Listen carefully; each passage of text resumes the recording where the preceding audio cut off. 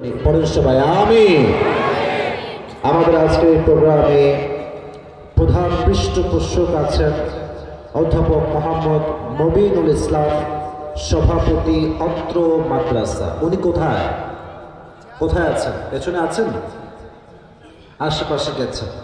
আল্লাহ তাআলা ওনাকে একজন ইসলামের খাদেম হিসেবে উনি যে কাজ করছেন মাদ্রাসা নিয়ে, আল্লাহ ওনার প্রতিষ্ঠানকে ইসলামের দুর্গ হিসেবে কবুল করুক। পরের সবাই আমিন। সর্বশেষ একটি নাম পড়ছি। আমাদের প্রোগ্রামের পৃষ্ঠপোষক রয়েছেন মাইনুল ইসলাম, সিনিয়র অফিসার ইসলামী ব্যাংক এবং সহ সভাপতি অত্র মাদ্রাসা। আমি দোয়া করি উনি এই পর্যন্ত এই মাদ্রাসার জন্য যে খেদমত করেছেন, আল্লাহ ওনার প্রত্যেকটা খেদমতকে আল্লাহ তাআলার সন্তুষ্টি ওয়াসিলা হিসেবে কবুল করুন। পড়েন সবাই আমিন আমিন। তো আমার চাপায়ে একটু ভাই সাউন্ডটা আর একটু কমা, একটু বেশি হয়ে যাচ্ছে, একটু বেশি হচ্ছে হালকা। আমি আবারও বলছি, বেসটা মোটা রাখেন, সাউন্ডটা ক্লিয়ার রাখেন। বেস এবং রিভার দুইটা সুন্দর ক্লিয়ার রাখেন। চাপায়ের গোমস্তপুরের ভাইরা কেমন আছেন আপনারা সবাই? আলহামদুলিল্লাহ, আল্লাহ শুকরিয়া। আমি আসলে একটা কথা মিডিয়ার সামনে আগেও বলেছি, আজও আমি মিডিয়ার সামনেই বলছি। এটা বলতে আমার কোনো দ্বিধা নেই, ভয় নেই, সংকোচ নেই। রাজশাহীতে অনেক জেলা আছে, নওগাঁ আছে, আমাদের নাটোর আছে, আরও বিভিন্ন জেলা রাজশাহীর মধ্যে পড়ে। আমি এটা আজকে প্রথম বলছি, it's exactly not like that. এটা আমি আগেও বলেছি আমার মাহফিলে। রাজশাহীর সমস্ত জেলার ভেতরে চাপাইকে আমি সবচেয়ে বেশি ভালোবাসি। আচ্ছা, ভালোবাসার তো কারণ থাকে, থাকে না? থাকে না? থাকে না? থাকে অবশ্যই। তবে এখানে ভালোবাসার কারণ হচ্ছে মোট দুইটা। এক নাম্বার, চাপায়ে যদিও গোমস্তপুরে এটাই আমার বছরে একটাই মাহফিল, আরও কোনো মাহফিল রাখা নেই। আর যিনি ডেট রেখেছেন ওনার বাসা মূলত রাজশাহীর মহিষবাথানে। আমার বাবার খুব ক্লোজ মানুষ, অনেক যোগাযোগ করে অনেক চেষ্টা করে তিনি মাহফিলের ডেটটা কনফার্ম করেছেন। আগে একবার রেখেছেন, ওইটা আমরা ক্যান্সেল করে দিয়েছিলাম সমস্যার জন্য।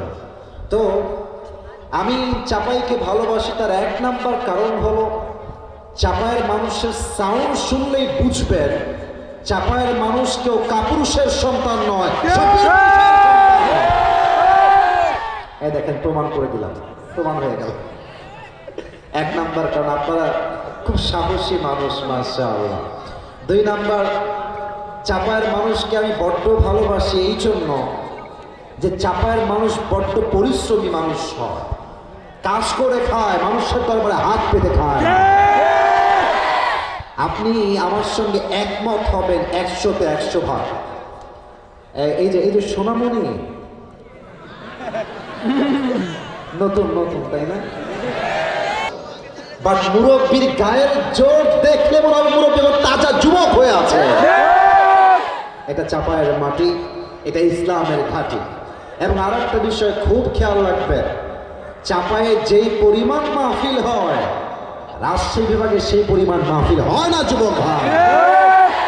আল্লাহ তাআলা চাপায়ের মানুষকে ইসলামের সৈনিক হিসেবে কবুল এবং মঞ্জুর করুন। পরের সবাই আমিন। আমি কিছু কথা ভূমিকায় বলবো, আদবের সাথে, বিনয়ের সাথে। আমার কথা কি বোঝা যায় নাকি যায় না? একটা প্রশ্ন করব সবাইকে, উত্তর দিবেন সিংহের মতো গর্জন দিয়ে।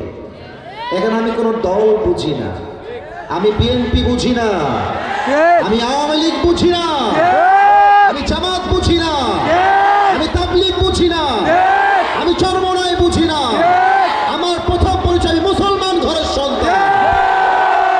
সেই পার্সপেক্টিভ থেকে প্রশ্ন করতে চাই চাপায়ের গোমস্তপুরের প্রত্যেকটা যুবককে, মুরব্বীকে। আগামীতে এই বাংলার জমিনে কোরআন দিয়ে সংবিধান হবে, এটা আমরা সবাই চাই কি চাই না? আমি চাপায়ের মাটির থেকে স্পষ্ট ভাষায় বলছি, আগামীতে বাংলার মাটিতে ইসলামের রাজ কায়েম হবে, কোরআনের রাজ কায়েম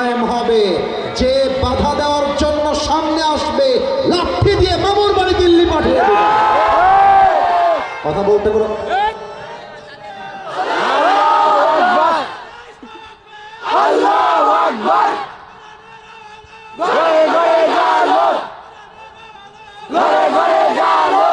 আমার সামনে যারা বসে আছে, আমার সামনে যারা বসে আছে, একটাও বেড়ার বাচ্চা নয়, সব সিংহের বাচ্চাগুলো। আমি আমার বুকের সমস্ত রক্ত এবং শক্তিকে এক করে বলছি, আগামীতে কোন স্বৈরাচারতন্ত্র বাংলাদেশে চলবে না। আমার শহীদ আবু সাঈদ বাংলার মাটিতে রক্ত দিয়েছে, শহীদ মুগ্ধ রক্ত দিয়েছে, জীবন দিয়েছে। কোন দলের সঙ্গে আমাদের কোনো মারামারি নাই, হিংসা নাই, বিদ্বেষ নাই। তবে আমার এই বাংলার মাটিতে আগামীতে কোনো যুবকের তাজা প্রাণ অন্যায়ভাবে ছড়তে যাওয়া যাবে না। আগামীতে এমন একটা বাংলাদেশ আমরা দেখতে চাই যে বাংলাদেশের প্রধানমন্ত্রী কোনো নারী হবে না, পুরুষ হবে। আগামীতে আমরা এমন একটা বাংলাদেশ দেখতে চাই যেই বাংলাদেশের প্রধানমন্ত্রী হবে এমন একজন যোগ্যতা সম্পন্ন ব্যক্তি, যিনি জাতীয় সংসদে দাঁড়িয়ে বাংলাদেশের পক্ষে বক্তব্য যেমন দিবেন, তার যোগ্যতা কোয়ালিফিকেশন এতটা। এমন নেতা কারা কারা চাই? দুটো হাত তুলে আল্লাহকে দেখান।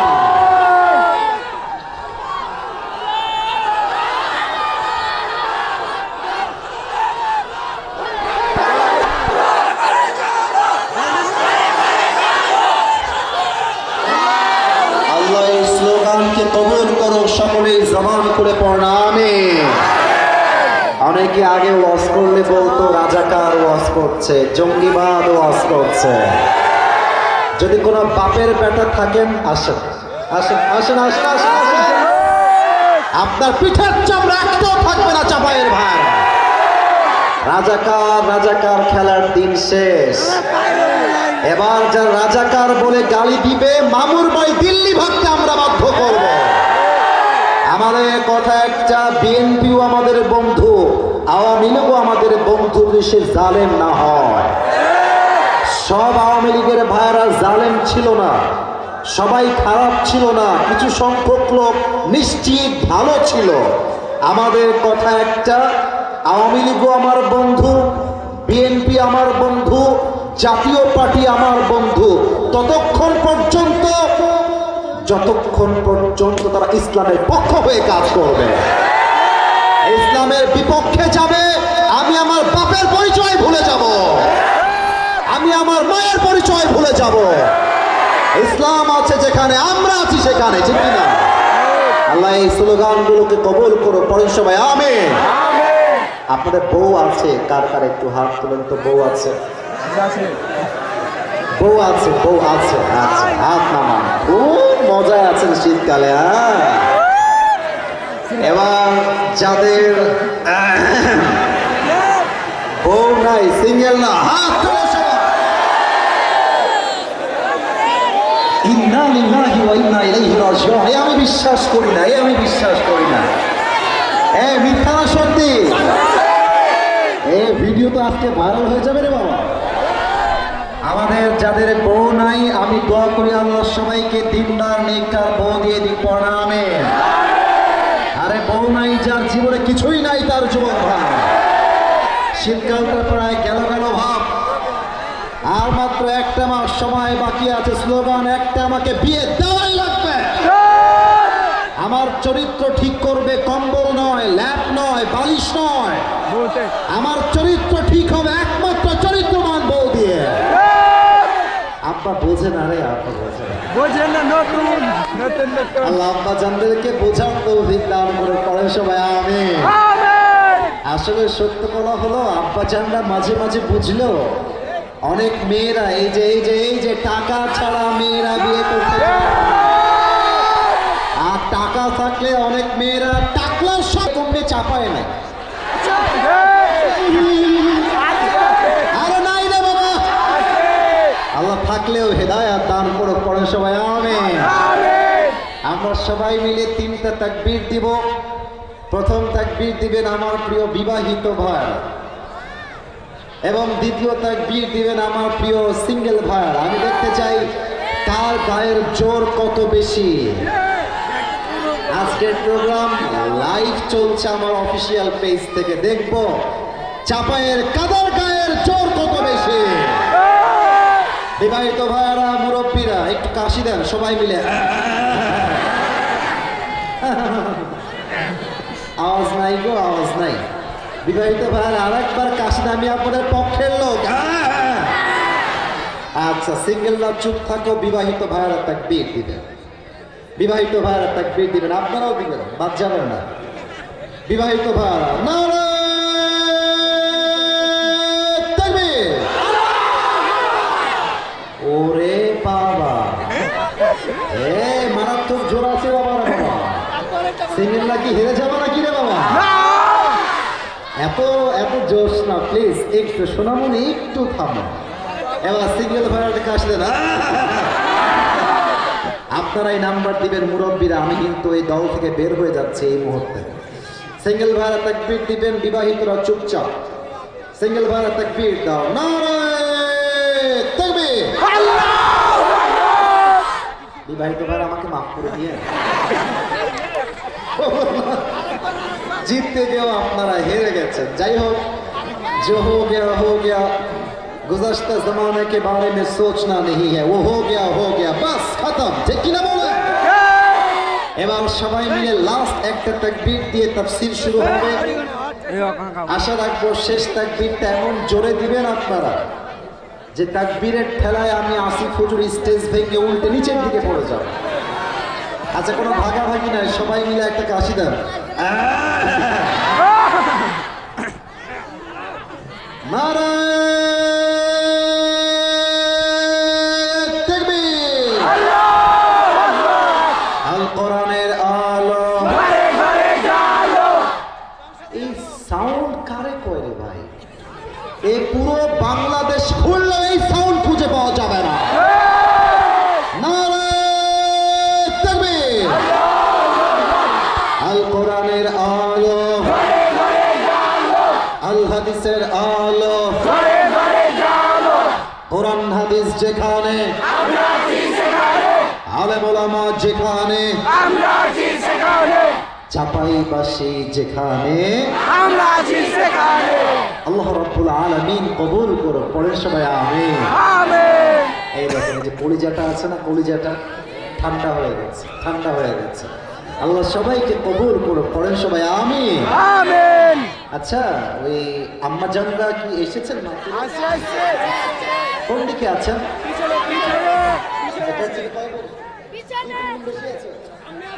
মাশাআল্লাহ, আজকের মাহফিলে যুবকদের চাইতে, পুরুষদের চাইতে নারীরা অনেক গুণ বেশি এসেছে। আল্লাহ আমার পরিচয় টুকরা মা বোনদেরকে ফাতেমা রাদিয়াল্লাহু তাআলা আনহার চরিত্রে চরিত্রবান হওয়ার তৌফিক দান করুন। পড়েন সবাই আমিন। বেশি হোক কম হোক ডাজন্ট ম্যাটার, ছোট্ট একটা কথা মেয়েদেরকে বলেই তাফসীরে যাব। রাজি আছেন? না, বলা যাবে না, যাবে না, যাবে না, যাবে যাবে যাবে যাবে। মেয়েদেরকে বলবো বেঈমানি করা বাদ দিয়ে দেন, ভালো হয়ে যান, ভালো হয়ে।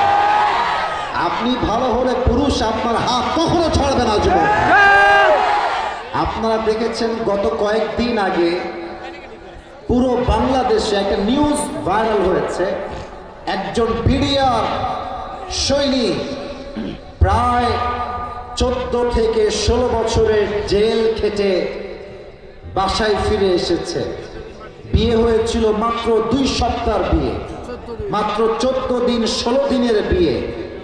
আসলে মেয়ে যখন সৎ হয় ফেরেশতাকেও হার মানিয়ে দেয়, আর মেয়ে যখন বেঈমান হয় ইবলিসকেও হার মানিয়ে দেয়। ইসরে, এই বিডিআরের বউটা কতটা সৎ, কতটা অনেস্ট। মাত্র 14 দিনের স্মৃতিকে আঁকড়ে ধরে স্বামীর জন্য 16 বছর অপেক্ষা করেছে। সুবহানাল্লাহ। আরে এমন বউ তো আমরা প্রত্যেকটা ঘরে ঘরে চাই যুবক ভাই, কিন্তু আফসোস লাগে আজকালকার মেয়েরা বেশিরভাগ বেঈমান দিয়ে ভরে গেছে যুবক ভাই। 16 বছর, মাত্র 10 দিন পার হলেই ব্যাটার অপশন থেকে বিয়ে করে ফেলবে। আজকালকার যুগে অনেস্ট মানুষ খুঁজে পাওয়া যায় না। তো আমি আমার মায়েদের দিকে, বোনদের দিকে এই যে দুইটা হাত অনুরোধ করে বলবো, আম্মা যান, বিয়ের পরে আপনার বাবা আপনার আপন মানুষ নয়, বিয়ের পরে আপনার মা আপনার আসল মানুষ নয়। মেয়ের জন্য বিয়ের পরে স্বামীর মতো আপন আর কেউ হতে পারে না। স্বামীর ঘরে থেকে স্বামীর খায়, স্বামীর পরে স্বামীর দেওয়া বাসায় থাকে, আর বউটা স্বামীর ঘরে থেকে স্বামীর বিরুদ্ধে ষড়যন্ত্র করে বেড়ায়। স্বামী থাকে বিদেশে, মাথার ঘাম পায়ে ফেলে টাকা পাঠায়, আর সেই বউ প্রবাসী টাকা নিয়ে এমবি ভরে পরকিয়া করে বেড়ায়। প্রিয় বোনেরা, মাথায় রাখবেন, বেঈমান কখনো কোথায় সম্মান পায় না, সুখও খুঁজে পায় না। আপনি আজকে একজনের সঙ্গে বেঈমানি করবেন, আগামীতে আরেকজন আপনার সঙ্গে এমন বেঈমানি করবে আপনার মাথার হাড় ভেঙে গুড়িয়ে যাবে। দুই নাম্বার কথা, আসলে যুবক ভাইরা, তোমরা তো আমার কথা শুনলে ঠিক বলবা, তবে অনেকের গায়ে এই পয়েন্টটা একটু আঘাত বলা যাবে না। আজকালকার যুগে সতীত্ববান নারী খুঁজে পাওয়া বড্ড মুশকিল হয়ে গেছে। ক্লাস 8-এ পড়ে, ক্লাস 9-এ পড়ে, 7-এ পড়ে, পার্কে গিয়ে, হোটেলে গিয়ে যৌবন সতীত্ব সব নষ্ট করে ফেলে। কিন্তু অবাক লাগে সেই মেয়েদেরকে দেখে, যেই মেয়েগুলো বিয়ের আগে সতীত্ব নষ্ট করে দেয়, চরিত্র নষ্ট করে দেয়, অমুক ছেলের সঙ্গে নষ্টামির সম্পর্ক, শারীরিক সম্পর্কেও জড়িয়ে যায়। আর আজকালকার এমন কিছু মেয়ে বের হয়েছে, বয়ফ্রেন্ড নিয়ে কক্সবাজার নষ্টামি করতে চলে যায়। আর এই মেয়েগুলো বিয়ের সময় বলে কি, আপনি আমার জীবনের প্রথম পুরুষ, আমার জীবনে কেউ আসে নাই। নাম্বার পাটপার এইটা যুবক।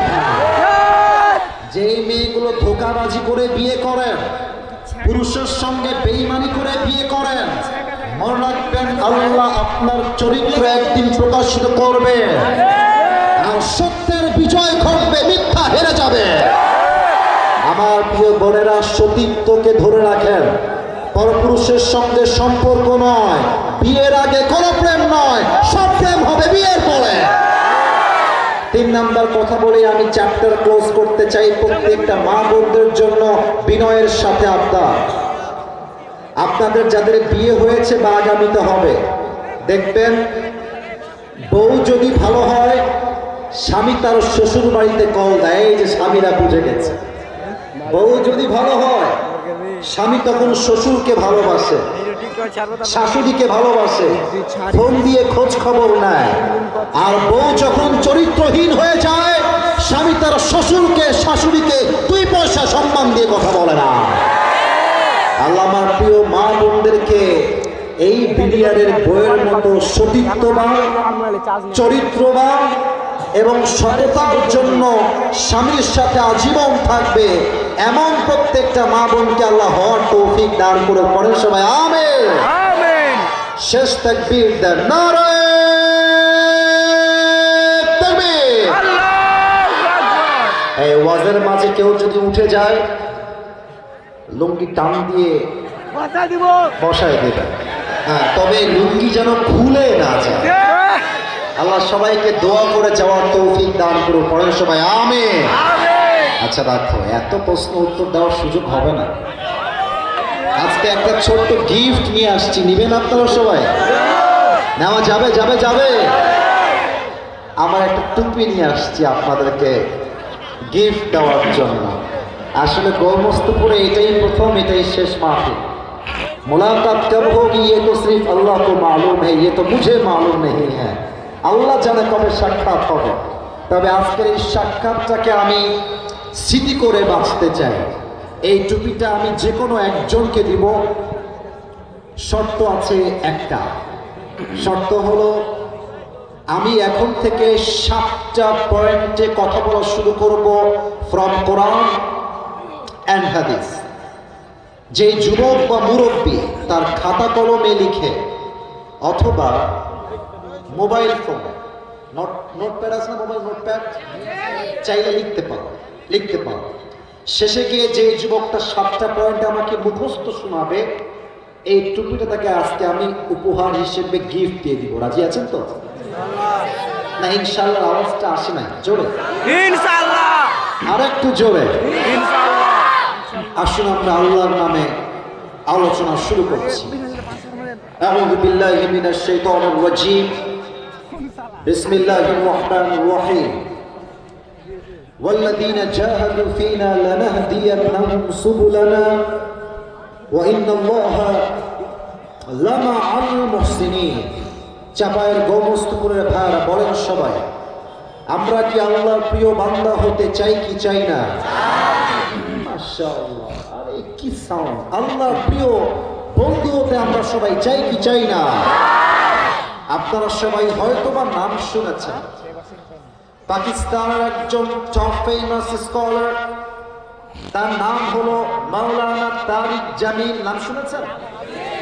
দেখবেন সাদা পায়জামা, সাদা পাঞ্জাবি, আর অলওয়েজ সাদা পাগড়ি পরে ওয়াজ করে। চেহারা একটা নূর আছে, কথায় একটা মাধুর্য আছে। কথাগুলো শুনলে আমার দেহের প্রত্যেকটা লোম কেমন জোর অটোমেটিকলি দাঁড়িয়ে যায়, গুজবাম হয়। তার প্রত্যেকটা কথা কলিজায় এসে আমার আঘাত করে। উনি সেই দিন একটা আল্লাহকে পাওয়ার ব্যাপারে একটা বাক্য বলেছেন, আমি লিখে রেখেছি। এই যে তোমরা কথা বলছো, হ্যাঁ, এখানে যুবকরা কিন্তু যেমন ভালো তেমন খারাপও হইতে পারে, হ্যাঁ। এই জন্য তোমরা, তোমাদের পায়ে আমার হাত, তোমরা আমার কলিজা। তোমরা আসো বলেই তো আমি জিরো না, আমি হিরো হয়েছি। তোমরা নাই, আমি আবার জিরো হয়ে যাবো। মেহেরবানি করে তোমাদের পায়ে হাত। আমাকে মাত্র 45টা মিনিট ধৈর্যের সাথে সময় দাও। আমি আপনাদের মাহফিলে 11টার আগে আসছি, 10টা 50-এ আসছি। তা আপনাদের এখানে বক্তব্য চলছে। আমি বলছি প্লিজ আমার সহকারী যে আসি আমরা, তো বলছে পরে আসেন। তো আমি কিন্তু এটার পক্ষে না যে মাহফিল দেরি করে শেষ হবে। আমি চাই মাহফিলটা আগে শেষ হবে, কারণ ওয়াজের চাইতে ফজরের নামাজটা জান্নাতে পড়া অনেক বেশি গুরুত্বপূর্ণ। তো যাই হোক, দেরি হয়ে গেছে, কমিটির দোষ দিব না। তবে আমার বিশ্বাস রাত 1টা কেন, যদি ফজর পর্যন্ত ওয়াজ হয়, প্রত্যেকটা যুবক মুরব্বী ওয়াজ শেষ করে বাসায় ফিরে যাবে। মাওলানা তারিক জামিল বলেন, উর্দু বলছি একটু বুঝে শোনার ট্রাই করেন, হয়তো বা বাংলা তর্জমা না করলেও বুঝে যাবে। উনি বলেন, जिसे अल्लाह मिला और दुनिया में उससे कुछ भी ना मिला, फिर भी उसे सब कुछ मिला। और जिसे दुनिया में अल्लाह ना मिला और दुनिया में उसे सब कुछ मिल गया, फिर भी दर हकीकत उसे कुछ भी ना मिला। ভুল বললাম না ঠিক বললাম? যে আল্লাহকে পেল আর দুনিয়ার কিছুই সে পেল না। উনি বলছেন আল্লাহকে যে পেয়ে গেছে সে দুনিয়াতে সবকিছু অর্জন করে ফেলেছে, সুবহানাল্লাহ। আর যে আল্লাহকে পায় নাই, দুবাইয়ে ফ্ল্যাট আছে, ঢাকা গুলশানে ফ্ল্যাট আছে, রোলস রয়েস আছে, রেঞ্জ রভার আছে, সব থাকে, কিন্তু আল্লাহকে পায় নাই। উনি বললেন যে আল্লাহকে পায় নাই সে আসলে কিছুই অর্জন করতে পারে না। আল্লাহ মিলা তো সব কুছ মিলা, আল্লাহ না মিলা তো কুছ ভি না মিলা। আমাদের সকলের আসল গন্তব্য হচ্ছে এক সত্তা। আওয়াজ দিয়ে বলেন সবাই, তিনি কে? আল্লাহ। এই আল্লাহ রাব্বুল আলামিনকে পাওয়ার জন্য আজকে এই চাপায়ের গোমস্তপুরের জমিনে আমি আবরারুল হক আসিফ মোট 7টা আমল বলতে চাই। বলেন সবাই কয়টা? 7টা। 1 নাম্বার আমল হলো, যেই বান্দা আল্লাহর সবচেয়ে প্রিয় বান্দা হতে চায়, যেই বান্দা আল্লাহর সবচেয়ে কাছের বন্ধু হতে চায়, প্রথম শর্ত হলো you have to clean your heart. আত্মার পরিশুদ্ধি করতে হবে, যেমনটা কোরআনে আল্লাহ তাআলা বলছেন 30 নম্বর পারা, সূরাতুল আলা আল্লাহ রাব্বুল আলামিন বলছেন ক্বাদ আফলাহা মান তাযাক্কা, আমার কাছে সফল হলো সেই বান্দা হু পিউরিফাইজ হিজ হার্ট, যে তার আত্মাকে পরিশুদ্ধ করেছে। আল্লাহ তাআলা বলছেন সফল সে নয় যার বিশাল বড় চাপায় বাড়ি আছে, সফল সে নয় যে কোটি টাকার মালিক, সফল হচ্ছে সে যে তার আত্মাকে পরিশুদ্ধ করেছে। সুবহানাল্লাহ। আসুন আত্মার কিছু প্রকার জেনে নেই। আমি আবারও মাফ চাচ্ছি সবার কাছে, অনেক দলের লোক এখানে আছেন, আমি আবারও মাফ চাচ্ছি। আমি কিন্তু কিছু হক কথা আজকে বলবো, মেহেরবানি করে কথা নিজের গায়ে লাগাবেন না। হক কথা হলে এটা আসলেই হক কথা। আত্মা হলো মোট 3 প্রকার। চাপায়ের ভাইরা, লুক অ্যাট মাই 3 ফিঙ্গার্স। 1 2 3। বলেন তো গোমস্তপুরের ভাইরা, আত্মা মোট কয় প্রকার? সবার থেকে উত্তর চাই, আত্মা মোট কয় প্রকার? 1 নাম্বার হলো সুস্থ, 2 নাম্বার অসুস্থ, মাশাআল্লাহ বুঝে গেছে, 3 নাম্বার মৃত। সুস্থ, অসুস্থ, মৃত। এবার বুঝাই দেই কোনটার সংখ্যা কি, হাদিস কোনটাকে কোনভাবে ব্যাখ্যা করেছে। 1 নাম্বার সুস্থ। সুস্থ মানে কারোর জন্য কোনো হিংসা নাই, বিদ্বেষ নাই, মারামারি নাই, হিংসা করে কারো একটা চুল বাঁকা করা যায় না, সে আরো সামনের দিকে এগিয়ে যায়। এক্সাম্পল দিয়ে দিই, মিজানুর রহমান আজহারি। যারা বলছেন আজহারি মাজহারি, খাওয়া নাই, খাওয়া নাই, খাওয়া নাই, আজহারি শুধু আজহারি নয়, আমি প্রাউডলি বলতে পারি Azhari is the brand piece of Bangladesh. পৃথিবীর কোথাও এমন কোনো লেকচারার জন্ম নেয় নাই যেই বক্তা কোথাও ওয়াজ করতে যাবে আর 20 লক্ষ মানুষ জমা হয়ে যাবে। আজহারি বাংলাদেশে এমন একটা ব্র্যান্ড, যেখানেই যায় 15 লক্ষ 20 লক্ষ মানুষ এক মাঠে জমা হয়ে যায়। আপনার মতো নেতা নাম তো দুদু, আপনি দুদুই খান, আপনি মানুষ হন। আপনার দলের সঙ্গে আমার কোনো শত্রুতা নয়, বাট যেই বান্দা আলেমকে গালি দিবে তার সঙ্গে আমার কোনো বন্ধুত্ব থাকতে পারে না যুবক ভাই। 1 নাম্বার সুস্থ আত্মা, কোনো হিংসা নাই, বিদ্বেষ নাই, শিরিক নাই, বেদাত নাই। কোরআন কি বলছে দেখেন, فَالْيَوْمَ لَا يَنْفَعُ مَالٌ وَلَا بَنُونَ إِلَّا مَنْ أَتَى اللَّهَ بِقَلْبٍ سَلِيمٍ। কিয়ামতের কঠিন ময়দানে কারো অর্থ সম্পদ কিছুই কাজে আসবে না, তবে যেই আত্মা পরিশুদ্ধ ছিল, যার আত্মায় হিংসা নাই, বিদ্বেষ নাই, এমন একটা প্রশান্ত আত্মাকে জান্নাত দান করবে একজন, তিনি কে? 1 নাম্বার সুস্থ। 2 নাম্বার হলো অসুস্থ। এটা আমার মুরব্বীরা একটু মনোযোগ দিয়ে শুনবে, যারা মুরব্বীরা আছেন, যুবকরাও বুঝবে, আপত্তি নেই, বুঝবেন সবাই। আচ্ছা আজকে কি বার? তোমরা ভয় পাও কেন? কি বার? শনিবার। কত সাল? কত সাল? সালটা কত? মাশাআল্লাহ, আওয়াজ কারে কয় রে বাবা। আচ্ছা এখন তো চাপায়ে মাশাআল্লাহ, আমি নিজেও দেখেছি চাপায়ে অনেক সুন্দর ক্লিনিক হয়েছে, হসপিটাল হয়েছে, হয়েছে না? হয়েছে না? এখন অনেকের রাজশাহীর যাওয়ার প্রয়োজন হয় না, চাপায়ে চিকিৎসা হয়ে যায়। আচ্ছা বলুন তো, 100 বছর আগে, 1925 সাল, 100 বছর আগের কথা, মুরব্বীরা একটু উত্তর দিবেন, মুরব্বীরা যারা আছেন, তখন কি এখনকার যুগের মতো আধুনিক হসপিটাল ছিল না কবিরাজ ছিল? কবিরাজ ছিল। কবিরাজ ছিল, ওঝা ছিল, হাকিম ছিল, ডাক্তার ছিল না। আচ্ছা দেখেন, আমার জন্ম 1900, আরে ভাই আমার জন্ম 2000 আগে, মানে 2000 সালের আগে, এটা বোঝাবার সাথে বলছি। 1902 সাল। কত? এই ওয়াজ করতে হলে বুঝতে হবে 1900 কয় সাল?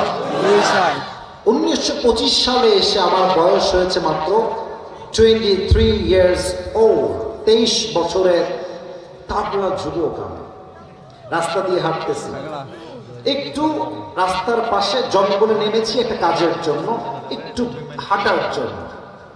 ঝোপের মধ্যে একটা সাপ ছিল, আমি দেখতে পাই না, যাওয়ার সময় হাঁটতে গিয়ে সাপটা আমার পায়ের তলে পড়ে গেছে। সাপটা রাগান্বিত হয়ে চোখ দিয়েছে, বিষ লেগে গেছে, বিষ ঢুকে গেছে। আমি বিষে কাতরাচ্ছি, ডাক্তারের কাছে গেছি। ডাক্তার তো নয়, কবিরাজ। তখন তো আর এখনকার যুগের মতো আধুনিক মেশিন ছিল না যে ল্যাবে গিয়ে টেস্ট করবে কোন সাপ বিষ আছে কিনা, কোথায় বিষ আছে। তখন তো এত আপডেট সময় ছিল না, তখন ছিল কবিরাজের সময়। আমি আসিফ হুজুর, বয়স মাত্র 23 বছর। কবিরাজের কাছে আসছি, স্যার দেখেন তো আমার পায়ে সাপে কেটেছে। এখন কবিরাজ বুঝবে কেন যে সাপটা কি বিষাক্ত নাকি বিষহীন? এই চাপায়ের ভাই বোঝেন। কবিরাজ একটা বাটি নিয়ে আসতেন, বাটির ডান দিকে মরিচ রাখতেন আর বাম দিকে লবণ রাখতেন। তো যাকে সাপে কেটেছে তাকে বলতে, এই সোনামণি এদিকে আসো, বের করো। এটা কি? কথা কয় না ডানের ভাই, এটা কি? জিহ্বা। বের কর। জিহ্বা বের করতো।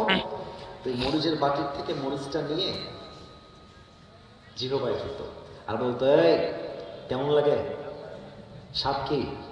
তো যুবক যদি বলে যে কবিরাজ সাহেব মরিচের সাপ তো কেমন যেন পাইনসা পাইনসা লাগে গো, মরিচের সাপ নাই তো। কবিরাজ বুঝে ফেলতো যেটা বিষহীন সাপ নয়, বিষাক্ত সাপের ছোবল লেগেছে। এবার হাদিস দেখেন, হাদিস দেখেন রসুল কি বলছেন। আল্লাহর হাবিব বলছেন, সাপ যখন মানুষকে ছোবল দেয়, সাপের বিষের প্রথম ক্ষতি কি হয়? জিহ্বার স্বাদ মরে যায়। কোনটা টক, কোনটা ঝাল, কোনটা মিষ্টি, বিষের ঠেলায় আর কিছু বুঝে আসে না। এবার আল্লাহর হাবিব ডাক দিয়ে বলছেন, উম্মতরা শোনো শোনো, মানুষের জীবনে সাপের চাইতে বিষাক্ত সাপের নাম হলো ইবলিস, শয়তান। বলেন বলেন বলেন, ঠিক আছে কিনা বলেন। সাপের চাইতে মারাত্মক। তো সাপ যখন বিষ দেয়, জিহ্বার স্বাদ নষ্ট হয়ে যায়। আর শয়তান যখন ওয়াসওয়াসায় ফেলে, ইমানের স্বাদ নষ্ট হয়ে যায়। তখন কি হয়? তখন বোরকা পড়তেও ভালো লাগে, করতেও ভালো লাগে। বুঝ পাতা না বুঝলে। আচ্ছা তোমরা অবাক হবা যখন রাজশাহীতে যাবা। আমি তো আর এখন পাবলিক প্লেস আহামরি শখ না, ঘুরি না বা ঘুরতেও পারি না। ঘুরতে গেলে সেলফি। তো এখন বাহিরে কয়েক বছর যাবত ঘুরি না পাবলিক প্লেসে। তা আমার এখনো মনে আছে রাজশাহীতে, তোমরা সবাই চিনবা আশা রাখছি, যুবক ভাইরা, ওই টিবা, আইবা, মুক্তমঞ্চ, তারপরে পর্দা garden, Zia park, Kamaruzzaman park, চেনেন তো সবাই নাকি? মানে অবাক হয়ে যাবার দেখলে কিছু কিছু মেয়ে রাস্তা দিয়ে হাঁটতেছে, মাশাআল্লাহ, হাতেও মোজা, পায়েও মোজা, ইভেন মাশাআল্লাহ এত সুন্দর করে হিজাব আর নিকাব দিয়ে মুখ ঢেকেছে, পর্দা দেখলে মনে হবে यार ये तो कन्फर्म जन्नत से भाग के दुनिया में आए हैं, ये तो कन्फर्म जन्नती है माशाআল্লাহ। কিন্তু তুমি দেখবা বেশিরভাগ মেয়ে যারা প্রেম করে বেড়ায়, 80% পর্দাওয়ালি পকাওয়ালিরাই প্রেম করে বেড়ায়। এদেরকে দেখলে আমার মাথায় একটা কথাই ঘোরে, ওপরে ফিটফাট